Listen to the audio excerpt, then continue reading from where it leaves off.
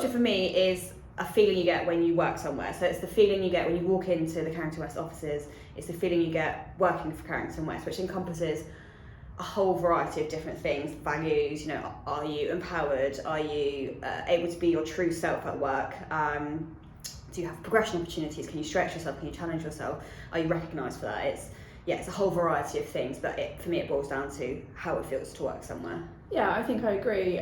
For me, what makes company culture is if you had to give it a definition, I would say it's the guiding principles and values by which you as a team within your own team or within an organisation behave. And those behaviours can be set upon you in terms of the company, the HR, the management, the leadership, policies, processes. Yeah. They can all feed into that, but it's also, there's a little bit of an organic feeling that comes from just the way people are with each other. I think the behaviour is a really important topic as well, because it's those micro behaviours, those tiny little behaviours that you don't even know you're doing, that all contribute into company culture.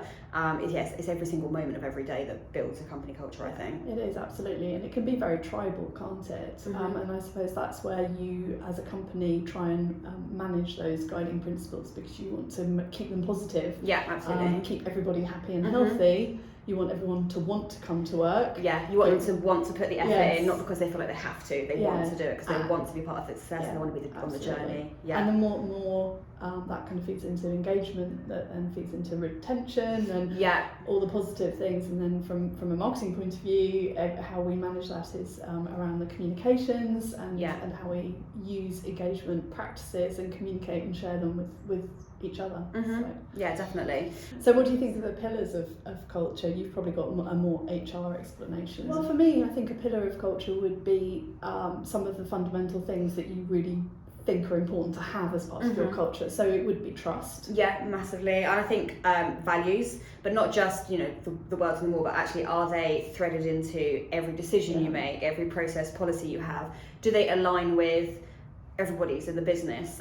We might not all have the exact same values, but do they align with kind of how you want to live your life, how you want to work, vision, mission, all those sorts of things, goals? Is it all kind of aligned with the business and the culture? Because if we're all pulling in the same direction, it's going to create that really strong company culture. Absolutely. And a positive one. Yeah, and I think for a lot of people, purpose is important as well, and that's something that's been kind of very on trend to talk about for the last year or so. But I think, as you say, overall, trust and transparency, honesty, and supportive teamwork. They're all pillars in a way. Yeah, absolutely. And I think it massively starts from the top, but it's equally as important from the bottom, if that makes sense. It's kind of an all-encompassing thing, company culture, and it's important. Those, like we've talked about, behaviours from the top right to the bottom, they should be aligned.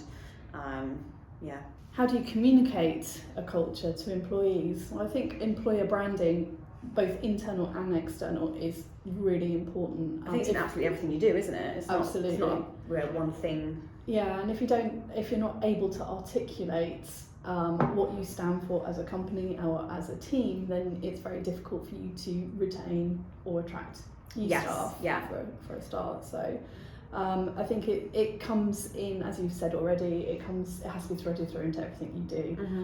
You have to think, okay, if we're going to put on an engagement event, then does it tick the boxes? What does we're it trying to align achieve, with the cultural behaviours that we want to encourage? Absolutely, and I think the communication side of things is the consistency as well. You can't make decisions that aren't in line with your values and your culture, and you need to be consistent in the communication of the decisions you make and the initiatives, policies, anything you do really needs to be communicated consistently. I think communication is two-way as well. So you take the feedback and you listen to what everybody is saying and feeling, and together you kind of decide what you're going to do and how you're going to operate. Yeah, I think HR teams, leadership teams may well think they've got a certain culture because they do all the things that they think enables that kind of culture, but actually employees might not feel like they're in that kind of culture. So it's really important, like you said, to ask for that feedback, and listen to it and really understand how your employees are feeling. Like I said, culture is a feeling. And if you don't do that, then you don't really know where you are in terms of your culture. How do you show culture to prospective employees? I think this starts with obviously your employer branding, which is everything from where and how you are talking about your company to people that potentially could work for you. So whether you have local talent pool sponsorships, partnerships, whether you are advertising, it's all got to have the same consistent message. But you also need to give a little bit of an insight into what life is like within your company, which is where social media, for example, is a very powerful tool.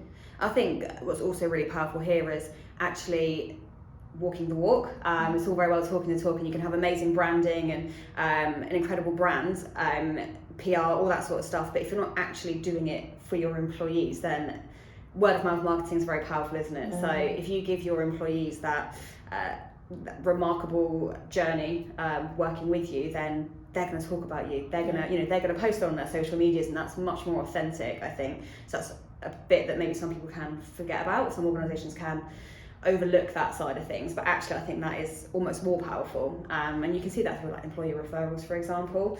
That's probably quite a good temperature check on how you're doing it in that respect as well. 100%.